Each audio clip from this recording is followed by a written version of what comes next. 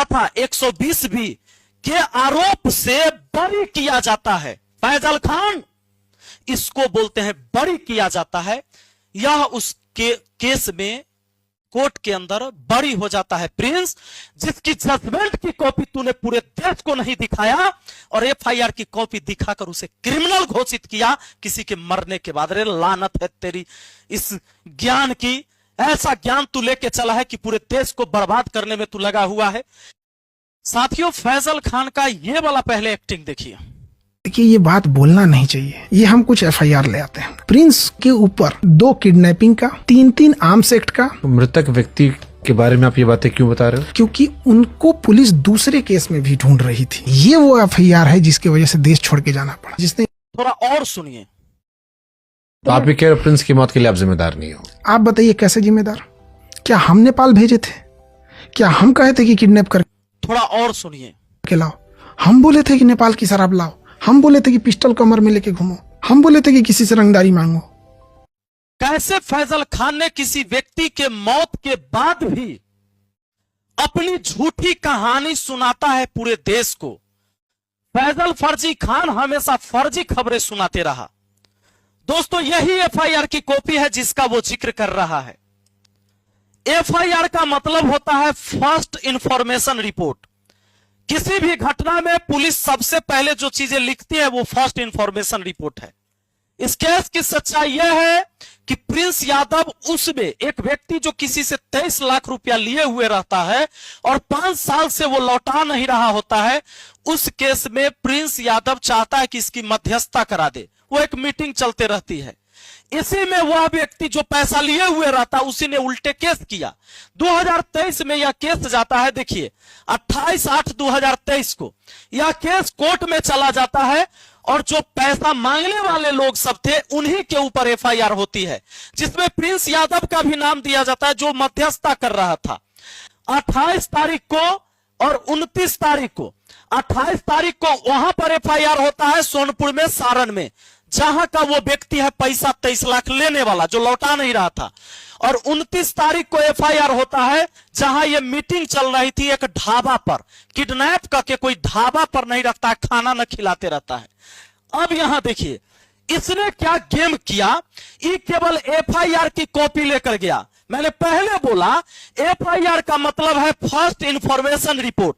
यह जजमेंट का पेपर नहीं है कि उस केस में जज ने फैसला क्या सुनाया।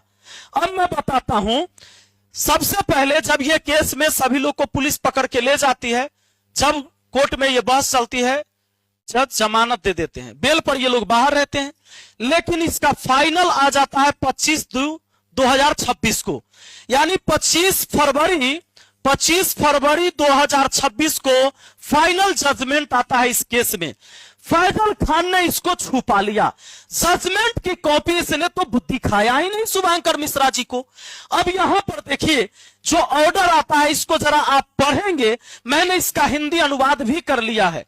इसमें बताया जाता है कि ये देखिए 12 नंबर में जो जानकारी है यहां हाईलाइट है।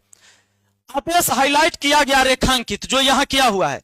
सभी गवाहों की गवाही की जांच तथा समस्त तथ्य एवं परिस्थितियों पर विचार करने के पश्चात यह अदालत पाती है कि अभियोजन पक्ष अभियुक्त पर लगाए गए आरोप को साबित करने में विफल रहा। यानी जो अपहरण का केस लगाया था वो यह साबित करने में विफल रहा और मेरी सुविचारित राय में अभियुक्त को संदेह का लाभ दिया जाना चाहिए।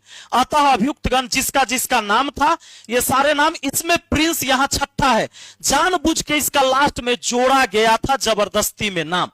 अब सुनिए, कहता है को अभियुक्त व्यक्तियों के विरुद्ध समुचित साक्ष्य की कमी के कारण भारतीय दंड संहिता 1860 की धारा 364A/34, 365/34 तथा 120 बी के आरोप से बरी किया जाता है। फैजल खान, इसको बोलते हैं बरी किया जाता है। यह उस केस में कोर्ट के अंदर बरी हो जाता है प्रिंस, जिसकी जजमेंट की कॉपी तूने पूरे देश को नहीं दिखाया और एफआईआर की कॉपी दिखाकर उसे क्रिमिनल घोषित किया किसी के मरने के बाद। अरे लानत है तेरी इस ज्ञान की। ऐसा ज्ञान तू लेके चला है कि पूरे देश को बर्बाद करने में तू लगा हुआ है। यहां पर देखिए साथियों, अब 13 नंबर 14 नंबर में कोर्ट के जजमेंट की कॉपी, 13 नंबर और 14 नंबर का क्या इसका मतलब है हिंदी में समझिए। सभी अभियुक्त निर्णय के समय जमानत पर है। मैंने बोला 2023 में यह केस होता है, जमानत मिल जाती है, लेकिन फाइनल जब आता है उस दिन ये सभी जिनको अभियुक्त बना गया था वो कोर्ट में थे और अदालत के समक्ष उपस्थित हैं तथा निर्णय खुली अदालत में हिंदी में सुनाया गया। इसलिए फैजल खान हम भी हिंदी में सुना रहे तुमको। 14वां नंबर में क्या जानकारी दिया गया जजमेंट की कॉपी में? मुआवजे के बिंदु पर इस अदालत ने यह निष्कर्ष निकाला कि सूचनादाता और पीड़ित या अपहरित व्यक्ति ने यह एक शब्द भी नहीं बताया कि उसे किसने अपहरित किया। सोचो, फैजल खान जो व्यक्ति के बारे में तुम बता रहे हो जिसका अपहरण हुआ, वह कोर्ट में नहीं बताया कि हमें इसमें से किसने अपहरण किया। कितना बड़ा झूठा है रे तू। खाली एफआईआर की कॉपी लेके चल जाने से किसी के ऊपर दोष साबित हो जाता है। कोर्ट में जो फाइनल जजमेंट क्या आया, ये कॉपी तुमको ले जाने में क्या दिक्कत हो गया? जब 25 फरवरी 2026 को ही आ गया और तू तो जुलाई में गया था पॉडकास्ट में। जब तू जुलाई में जाता है, फरवरी में जजमेंट की कॉपी आ गया, ये पूरी देश से तुम छुपाया और एक मृत व्यक्ति के ऊपर भी तुमने राजनीति किया और कहता है कि मैं अब कानून का इतना जानकारी हमको हो चुका है कि अब क्लैट का एंट्रेंस एग्जाम के लिए हम बैच लेकर आ रहे हैं, सब लोग आइए, वकील बनिए, पढ़िए। रे दुर्भाग्य है। और ऐसे लोग जो आंख बंद करके तुम्हारे ऊपर भरोसा करते हैं। प्लीज आप सबसे हम इतना ही कहेंगे कि ईश्वर ने आपको आंख दिया है, आपको कान दिया है, आपको दिमाग दिया है वो इस्तेमाल करने के लिए। ईश्वर की मानसा अगर ये होती कि फैजल खान जो बोल रहा है वही सही है, भगवान आपको दिमाग नहीं देते, आपको कान नहीं देते, आपको आंख नहीं देते। फैजल खान देखकर बोल देता, आप उसको मान लेते। भगवान ने आपको आंख क्यों दिया? किसी व्यक्ति को जन्म से ही आंख नहीं दिया। ईश्वर चाहता तो आपकी आंखें उसको दे देता, लेकिन आपको दिया कि आप इस्तेमाल करें, पर आप ना। फैजल खान तो भगवान है आपके लिए, चाहे वो झूठ पर झूठ कितना भी परोस दे। 7 साल से झूठी बम की कहानी सुनाते रहा, सारे सोशल मीडिया प्लेटफॉर्म पर जा जाकर, केबीसी में, कपिल शर्मा के शो में, चाहे राज सामानी के शो में, ललन टॉप में, कहीं 7 से 8 बम, कहीं 8 से 10 बम, कहीं 3 बम, कहीं बम लगा के उड़ा दिया, कहीं बम बरसा दिया। ये सारी कहानी, इस बार भी इसकी गोली की यही कहानी थी। एक व्यक्ति का जीवन इस झगड़ा के वजह से तो चला गया। मौत कैसे हुई मुझे नहीं पता, ये जांच का विषय है। लेकिन दुर्भाग्य की बात है कि फैजल खान, तुमने सिर्फ एक कोचिंग चलाने के चक्कर में इतनी झूठे परोसी और बम गोली तो तुम्हारे लिए आसान बात है। फिर भी इस देश का जनता अगर तुझे माफ कर रहा है तो सैल्यूट है उस जनता को भी। और बाकी शुभांकर मिश्रा जी, आप हमको कब बुला रहे हैं इस पॉडकास्ट में? फैजल खान को आपने बुलाया है, इसकी 98% बात झूठी है।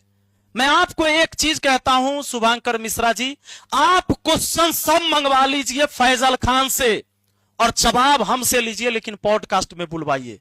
तमाम दर्शकों से हम आग्रह करेंगे कि शुभांकर मिश्रा जी के वीडियो में जाकर जरूर कमेंट में लिखिएगा कि विपिन सर को एक बार पॉडकास्ट में बुलवाइए। प्लीज, आप सबसे आग्रह है, इस बिहार को बचाइए, इस देश को बचाइए इतना बड़ा फर्जी से जिसने सिर्फ झूठी कहानी आज तक बनाया है। और इससे ज्यादा मैं सबूत आपको क्या दूं?